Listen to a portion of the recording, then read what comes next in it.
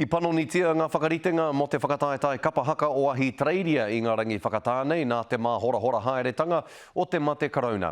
Hei tā te pūrongoa Irena Smith i whai ngā kai whakahaere i ngā tohu a ngā mana ratonga hauara o roto o ahi treiria. I roto i tā rātou hautū i te whakataetai kapahaka nei, a nā te pērā i te tuki tonu ai te kaupapa.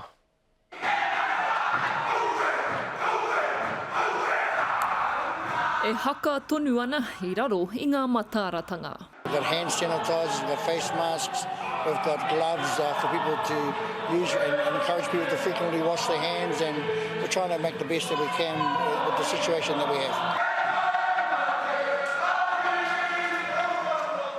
E whitu ngā rōpū tū ki te whakataetai, engari ka whai tonu te kaupapa I ngā kōrero haumaru.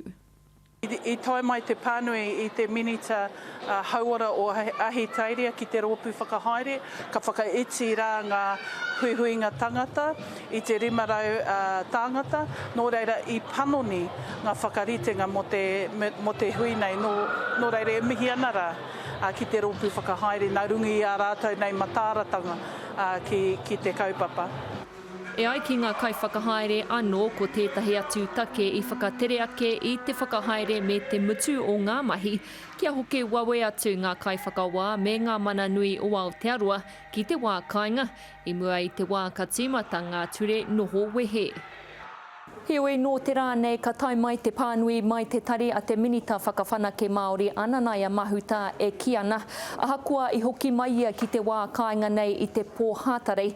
I mua I te wā kapi mō ngā ture noho wehe, nā te minita tonu I whakatau ka noho wehe ia mō te wā, hei whakatūpatotanga. Me tana tautoko hoki I ngā whakatau a ngā marae me ngā hui Māori maha mo te whakatārewa I ngā tikanga.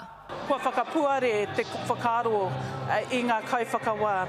Ahakoa tātou nei tikanga, tērā pia he wahanga anō kia matāra tātou ki ngā huatanga o te noho tata, te hariru, ara te hongi, me noho tārewa tērā tū a huatanga mo enei wahanga o te COVID-19.